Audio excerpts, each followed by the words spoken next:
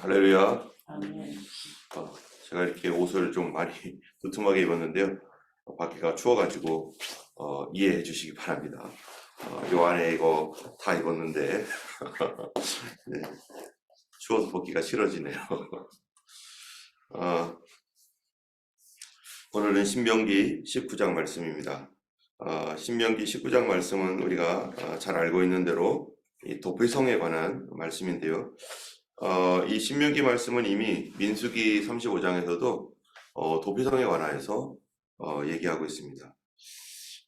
도피성이라고 하는 것은 이제 과거에 그 사회적으로 보면은 사법 시스템이 제대로 되어 있지 않은 그러한 그 사회 속에서 실수로 죄를 지어서 또는 사형에 해당할 만한 아주 위중한 너무나 중대한 죄를 그만 실수로 지은 사람, 다른 사람을 고의가 없이 죽음에 이르게 하게 된 그러한 사람들에게 죽을 수밖에, 자기가 지은 죄로 말미암아 죽을 수밖에 없는데, 그런데 그 죄를 그 죄의 형벌을 받지 않도록 보호해주는 그러한 성이 바로 도피성입니다.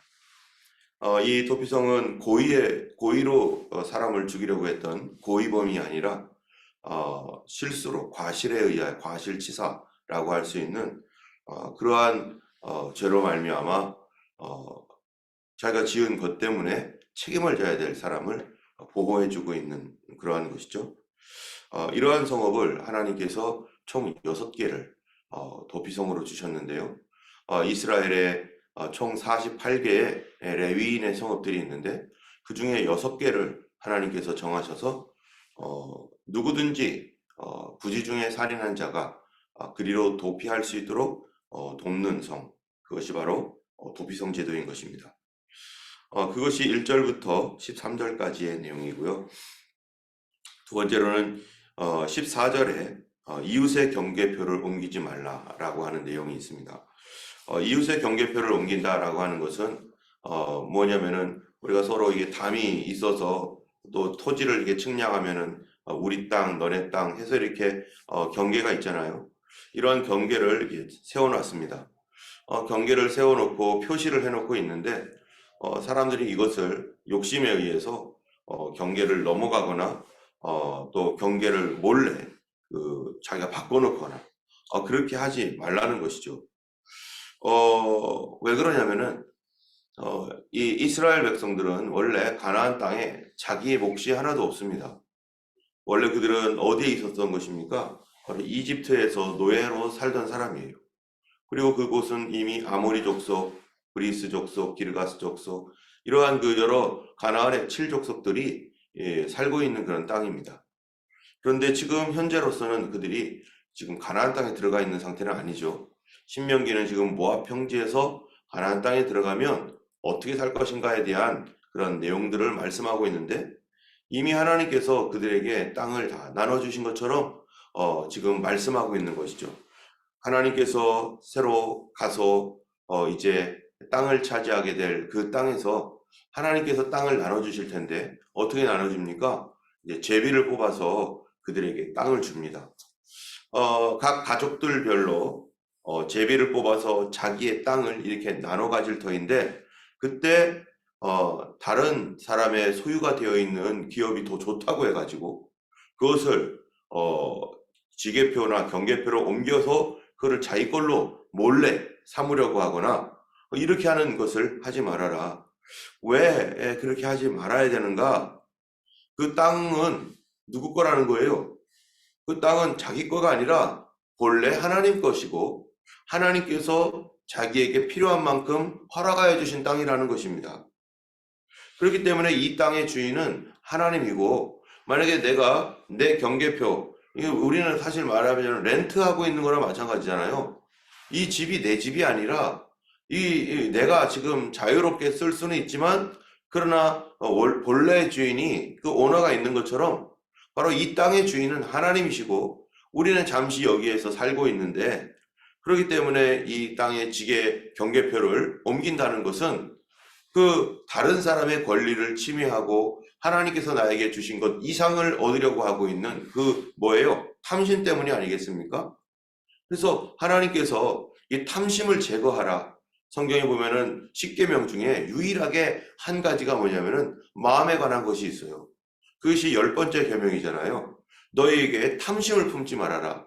1번부터 4계명까지가 하나님에 관련된 것이고 5계명부터 9계명까지가 이웃에 대한 것입니다. 그런데 이웃에 대한 것 중에 마지막 10번째는 바로 어떤 행동에 대한 것이 아니라 마음 상태에 대한 거예요.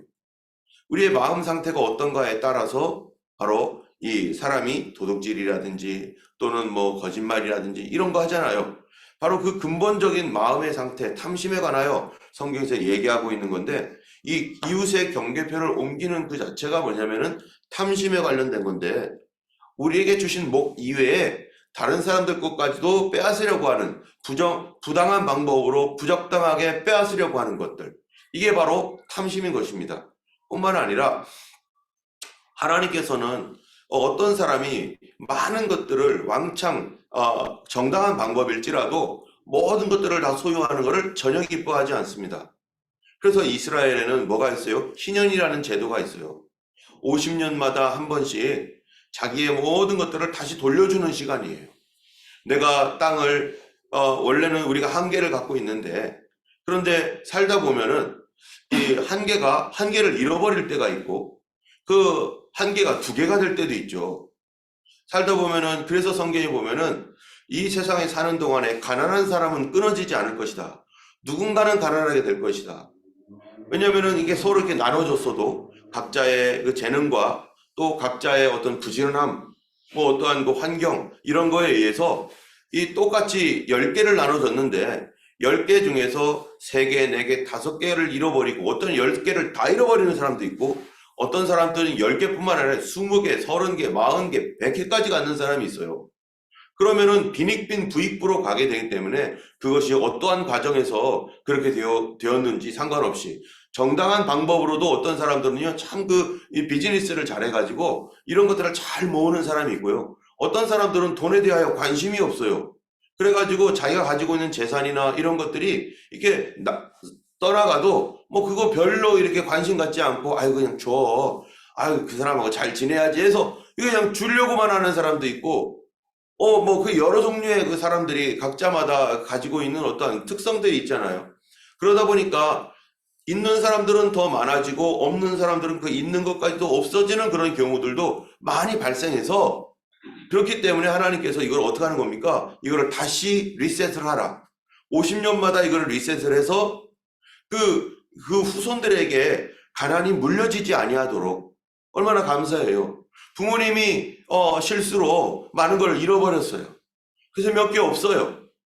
그러면 이 가난은 그 다음 때로 내려가야 되는데 이 가난이 계속 내려가면은 이것이 끊어지지 않고 내려가게 돼 있어요. 이 노예제도도 마찬가지잖아요. 부모님이 어떻게 하다가 노예가 되었어요? 그럼 어떻게 됩니까? 이게 계속 노예가 되는 거잖아요. 그래서 성경에서 부모님이 가지고 있는 그런 부모님에 의해서 얻었던 가난이라든지 노예 생활들을 하나님께서 완전히 청산해서 다시 새롭게 하는 제도, 그것이 바로 50년마다 한 번 있는 신년제도입니다. 가지고 있는 사람들에게는 아깝죠. 그러나 그것을 기꺼이 내놓아야 되는 탐심을 제거해야 되는 것이고 없는 사람들에게는 큰 축복이에요. 그것이 다시 회복될 수 있는 기회를 주시니까 하나님이 원하시는 것은 뭐냐? 바로 이 탐심을 제거하라. 오늘날 이 세상에 살면서 지금 세상이 돌아가는 기업들을 보세요. 가장 큰 기업들, 점점점 글로벌한 기업들이 뭐를 합니까? 전 세계의 모든 무역이라든지 자기의 분야에서 독식을 하고 독점을 해서 이런 다른 기업들을 사서 거대한 글로벌 기업을 만들고 그런 기업들이 지금 하고 있는 게 뭐예요? 이 세상을 지배하고자 하는 거 아니겠습니까? 그래서 자기들 이외에 다른 경쟁사들을 다 제거하고 그리고 자기들만 그것을 다 갖고 그리고 세계적인 기업으로 발전해서 물어발 뻗어가시지 계속 뻗어가고 있습니다. 그러다 보니까 그 돈의 세력에 의해서 뭐까지 넘봐요? 자기의 경계가 아닌 다른 경계를 넘보는데 그게 바로 정치를 넘보죠. 그래서 돈을 가지고 정치인들을 매수해서 그래서 이 요새 지금 한국에서도 그렇고 다른 데서도 일어나고 있는 사건이 뭐예요? 돈을 가지고 다른 사람에게 뇌물을 줘가지고 이것으로 인해 자기를 뽑아달라. 그래서 정치인들을 이용하고 경쟁인들이 서로 연합을 해가지고 이런 것들을 해서 그 뭐 하는 겁니다. 권력을 갖고 짜는 거 아니겠어요? 이 세상을 우리가 지배하고 우리가 야합해가지고 다스리겠다. 그래가지고 돈 봉투 돌리고 이런 사건들이 일어나고 있는 거 아닙니까? 이거를 단죄하는 국회의원들이 그 일을 지금 하고 있는 거 아니겠어요? 이러한 썩어가고 있는 이 시대, 이 사회 속에서 하나님께서 오늘 우리에게 말씀하는 게 뭐냐? 우리 그리스도인들에게 요구하시는 것이 뭐냐? 하나님께서 허락치 않은 것에 대하여 더 넘어서 그런 탐심을 품지 말아라. 이러한 탐심으로 말미암아 어떤 일이 생깁니까? 우리의 믿음도 무너질 뿐만 아니라 이 세상을 타락을 가중시키고 그 일로 인해서 우리의 이 세상이 더 빈부의 격차로 인해서 사람들이 이제 지배 구조가 생겨버린다는 거죠. 하나님 그걸 원하지 않습니다. 오늘 글로벌로 우리는 생각하기를 사람들 다 마찬가지예요. 더 컸으면 좋겠고, 더 많았으면 좋겠고, 더 부강했으면 좋겠고, 더라는 것이 우리의 이 사람들의 마음입니다. 그래서 교회에서도 마찬가지잖아요. 교회에서도 더 큰 교회, 더 큰 건물, 더 많은 것들. 이거를 과연 하나님이 원하고 계실까? 이 땅에 있는 대형 교회들이 많은데요. 대형 교회는 대형 교회들도 뭐 해야 할 일이 있겠죠. 그것이 하나님께서 허락하신 분량만큼이라면 얼마든지 대형 교회도 필요한 것이죠. 그러나 그것이 하나님이 허락한 분량이 아닌 자기의 분량이 아닌 이 넘버와 가지고 또는 그 이상의 것을 가지고 있다면 어떻게 됩니까 이거를? 그래서 어떤 목사님들은 큰 교회가 되면은요 자기의 교회를 이거를 자기의 몫이 아니다 해가지고요 부목사님들이나 이런 분들을 통해서 교회를 개척시켜가지고 성도들과 함께 나가서 교회를 새로 개척하고 그렇게 하라고 해가지고 몇십 개의 교회를 이렇게 개척해서 내보내고 성도들이 오면 또 내보내고 이런 훌륭한 목사님들도 계십니다. 물론 크다고 해서 나쁜 건 아니지만 그것이 자기의 분량인가 하나님께서 자기에게 맡겨놓으신 만큼인가 하나님께서 각 사람들마다 어떻게 주셨어요? 여러분 이스라엘 백성들이 가나안 땅에 들어갈 때 공평하게 나눠줍니까? 똑같은 면적을 나눠줍니까? 그렇지 않습니다. 똑같은 면적을 나눠주는 게 아니에요. 어떤 지파에게는요 인구가 많습니다. 이 지파는요 많은 지역을 받고 그 당시에 인구가 적은 40년 동안 지내면서 어떤 지파는 많아지고 어떤 지파는 적어졌잖아요. 또 인구가 적은 지파는 적게 그려가지고 어떤 땅을 이렇게 그려놨어요. 그려놓고 그 다음에 제비를 뽑는 거예요. 제비를 뽑죠. 그런데 이 인구가 적은 지파는 적게 받고 인구가 많은 지파는 많이 받고 그리고 그 안에 왜 그렇습니까? 그 안에서 그려놓은 어떤 그 땅 안에서 그 안에 많은 사람들은 이만큼 한정된 그만큼 그 지파의 한정된 땅에서 나눠 가져야 되니까요. 적은 지파는 적은 땅을 받아서 그 한정된 그 속에서 또 적은 숫자대로 나눠 가지게 되니까. 그러니까 대충 전체적으로 보면은 어느 정도 비슷하긴 하겠지만 다 똑같은 건 아닙니다. 뿐만 아니라 어떤 사람들은 산지를 받는 사람이 있고 어떤 사람들은 평지가 된 사람도 있고 어떤 사람들은 또 이 농사하기에 좀 적당하지 않은 어떤 그런 부분들도 받을 수도 있고 어떤 사람들은 뭐 여러 가지 그런 것들을 이렇게 받습니다. 그러면은 이 땅이 나에게 주신 이 땅이 누구든지 다 좋은 땅, 가장 좋은 땅을 원하고 있지만 그러나 제비 뽑아서 받은 땅은 어떤 땅입니까? 하나님 주신 땅 아니겠어요? 어떤 사람 내가 볼 때는 저기가 참 좋고 아주 그냥 평평하니 아주 농사하기 참 좋은데 여기는 또 왜 울퉁불퉁해가지고 또 이렇게 막 이 땅에 돌들도 있고 왜 이런 거야? 그렇게 하면서 어떤 사람들은 자기가 다 기뻐하는 땅은 아닐 수 있죠. 그런데 성경에서는 하나님은 어떤 하나님이세요? 모든 사람에게 하나님께서 그들에게 주신 그 사명과 지위와 이런 것이 있습니다. 그들 나름대로 하나님께서 주신 것들에 대하여 어떻게 하는 거예요? 충성하고 그것들을 감사히 여기며 그것이 비록 개척해야 될 곳이라면 개척해서 그런 것들이 고생을 하면서 그걸 얻을 수도 있는 거죠. 그런데 고생해서 얻은 것은 더 귀하고 더 소중하죠. 그리고 고생하지 않고 좋은 거 얻은 사람들은요, 그게 축복이긴 하지만 그러나 소중함을 모를 수도 있죠. 그런 모든 것들이, 어떤 것들은 참으로 이게 우리 교회에서도 그러잖아요. 조그만 책 하나를 이렇게 줄 때에도 일불이라도 받고 줍니다. 공짜로 주지 않잖아요.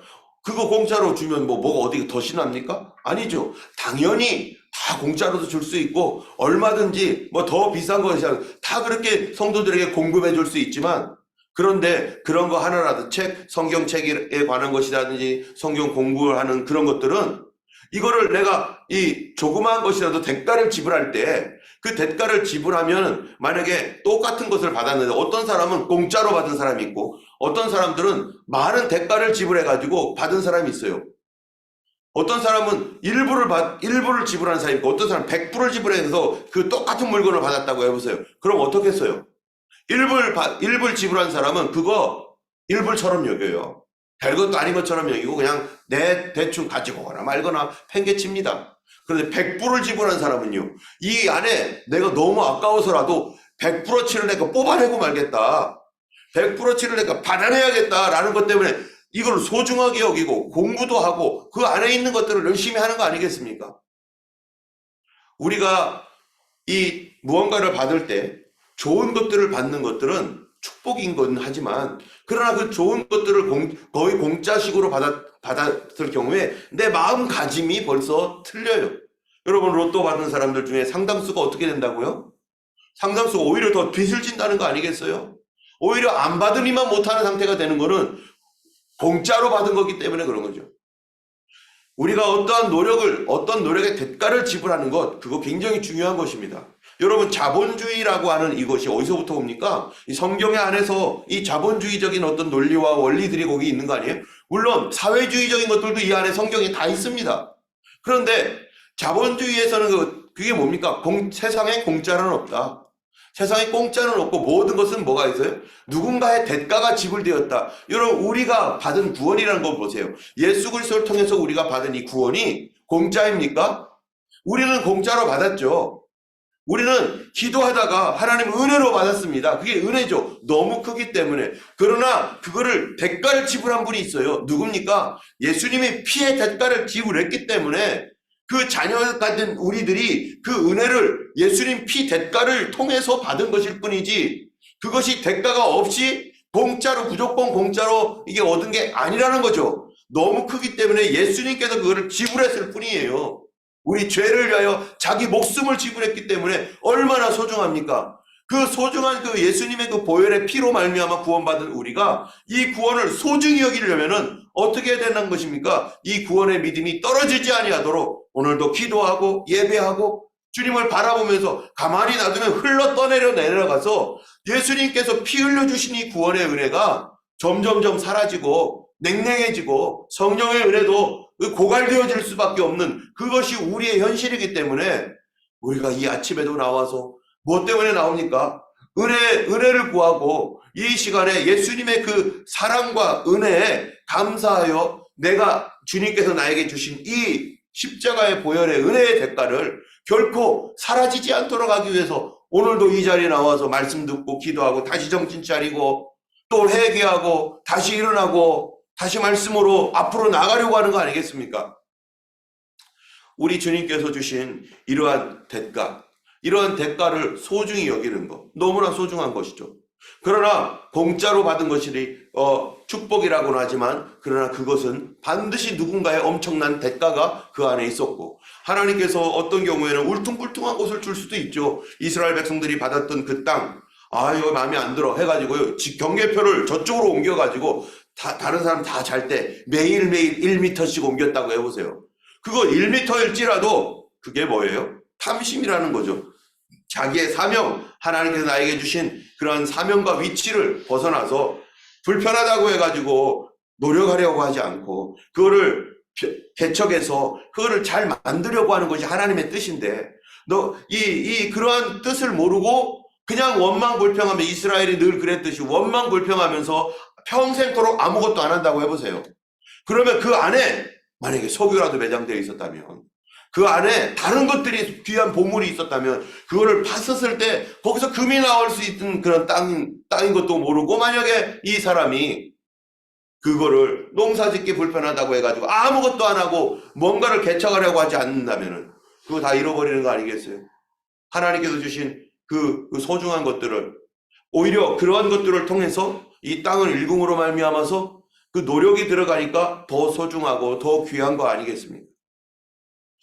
하나님께서 주신 이 달란트 비유에서도 예수님의, 어떤 사람은 1달란트, 어떤 사람은 2달란트, 어떤 사람은 5달란트를 받았다는 것입니다. 그런데 만약에 주님이 나중에 평가하지 않는다면 1달란트는 저주받은 거죠. 5달란트는 축복받은 거죠. 그런데 1달란트건 5달란트건 마지막에 하나님 뭐 한다는 거예요? 주인이 와서 평가한다는 거예요. 1달란트 받은 사람에게 너 1달란트로 뭐 했니? 5달란트 받은 사람들에게는 너 5달란트 갖고 뭐 했니? 1달란트 받았다고 해서 날마다 다른 사람들과 비교하면서 나는 왜 한 개밖에 없어? 나는 왜 한 개밖에 없어? 여러분, 이 달란트도 엄청난 값입니다. 32kg인가요? 1달란트가 금? 엄청난 거예요. 32kg면 얼마나 큰 거예요, 이게. 그런데 그것도 다른 사람과 비교하는 거예요. 그리고 나는 한 개밖에 없어, 한 개밖에 없어. 아무것도 안 하고 묻어두고 왜 나는 요거밖에 안 줬어? 불평하는 태도. 이거를 가지고 그 귀한 것들을 하나도 안 사용하는 것. 이게 뭐라는 거예요? 이게 바로 마지막 때 하나님의 심판이에요. 하나님의 심판. 어떤 사람 5달란트 가지고서 팽팽 놀고 그런 게 아니라, 오히려 5달란트를 가진 사람은요, 더 열심히 해가지고 막 5개를 더 남겼어요. 그럴 수도 있죠. 5개를 받았으면, 이거 한 개 본 사람, 한 개밖에 없는 사람을 보면서, 아이고, 나는 5개나 있네 하면서, 나는 쉬어도 되겠네, 이럴 수도 있는데, 5개 가진 사람은 오히려 내가 더 열심히 해서 더 많이 남기자. 이거 나중에 남겨서 뭐 하려고요? 남기는 이유 뭡니까? 나 먹으려고요? 아니요. 생각이 똑바로 해야 됩니다. 주인을 위해서. 1달란트 받은 사람도 이거 내 거래 생각한 거예요. 이게 내가 어떻게 하라고, 이런 거를. 그런데 이거 주인을 위해서 내가 뭔가를 할까, 이거를 생각하는 사람은 주인을 위해서, 이거를 주신 분을 위해서 내가 어떻게 살까, 이거를 생각한다면 이거를 지혜롭게 굴리고 작은 것을 가지고서도 크게 만들 줄 아는 거, 그게 얼마나 훌륭한 겁니까?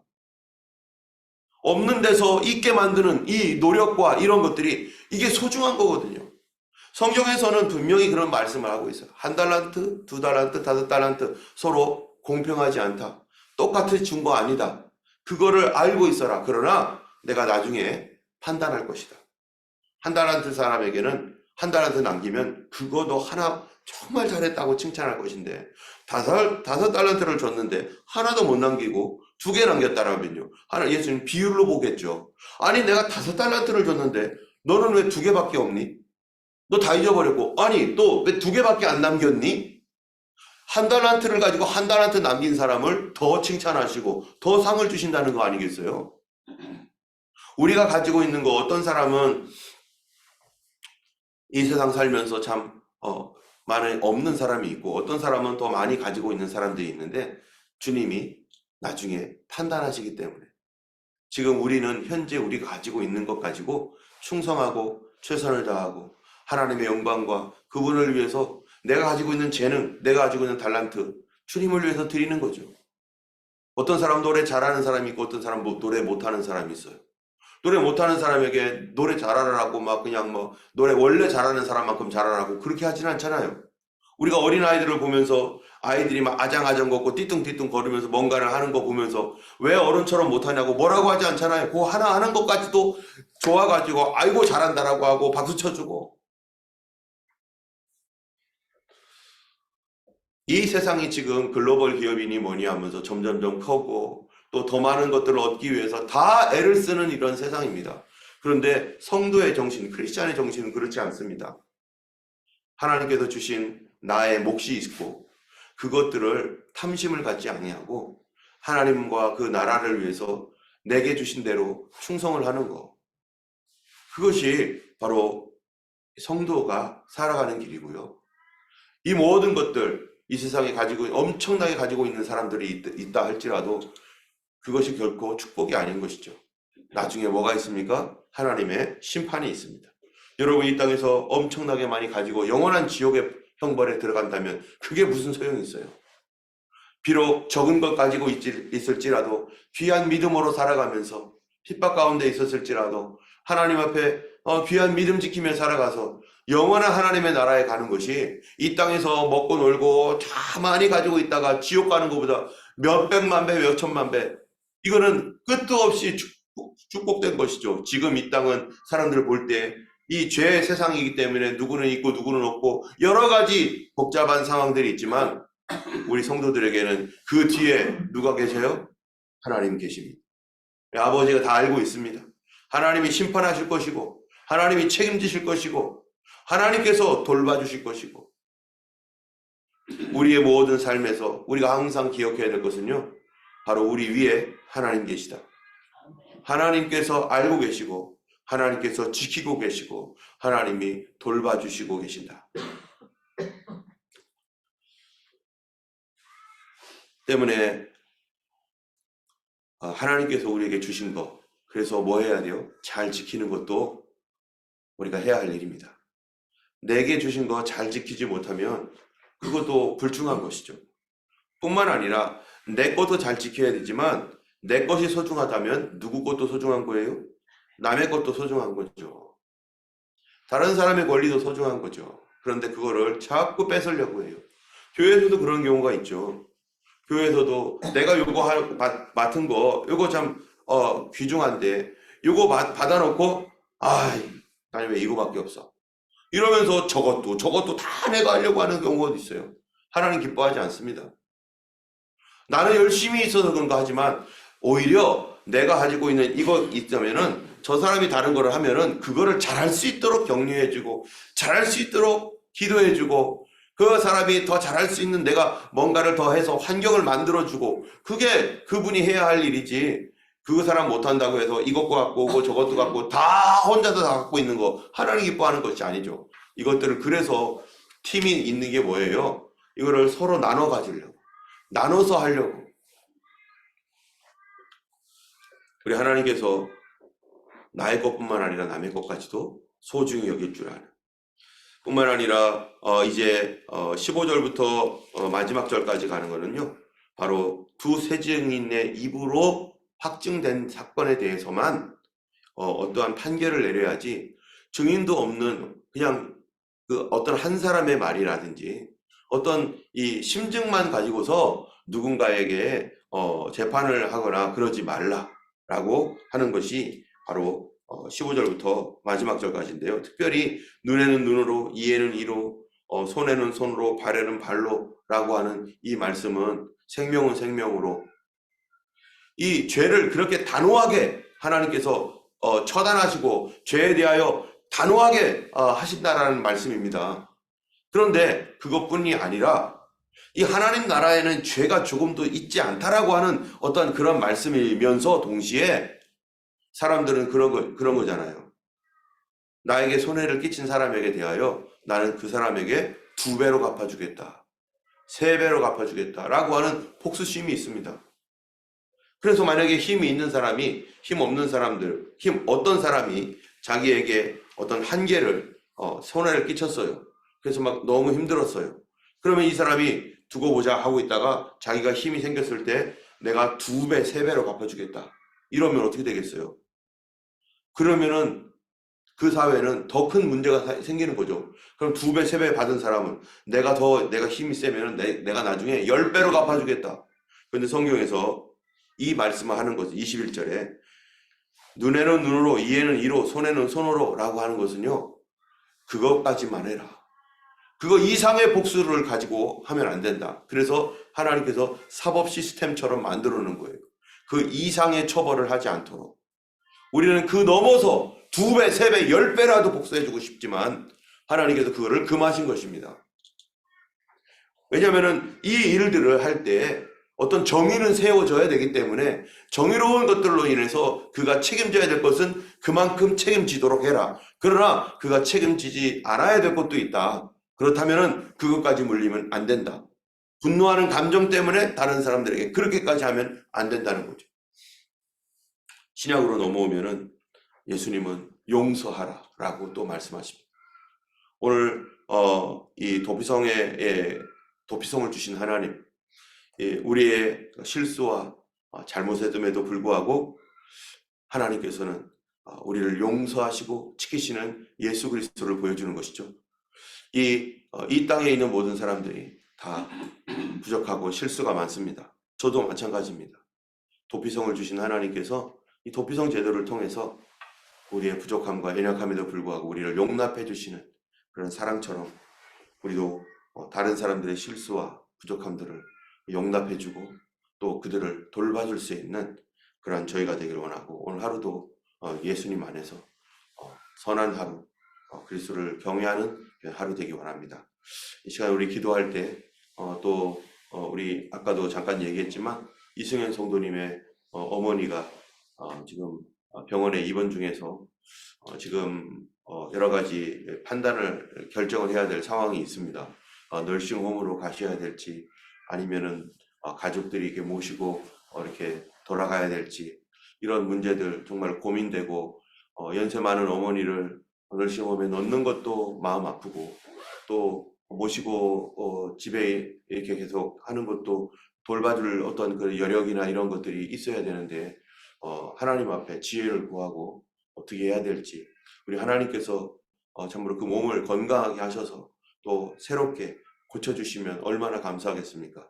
그 어머니의 몸을 하나님 회복시켜 주시고 건강하게 해서 다시 이제 예배에도 나오고 하나님 경외할 수 있는 그런 믿음의 길을, 또 소망의 삶을 살아갈 수 있도록 우리 이승현 성도님을 위해서 기도해 주시기 바라고요. 또 우리 각 그룹에 있는 성도님들을 위해서 기도해 주시면 감사하겠습니다. 제가 기도하겠습니다.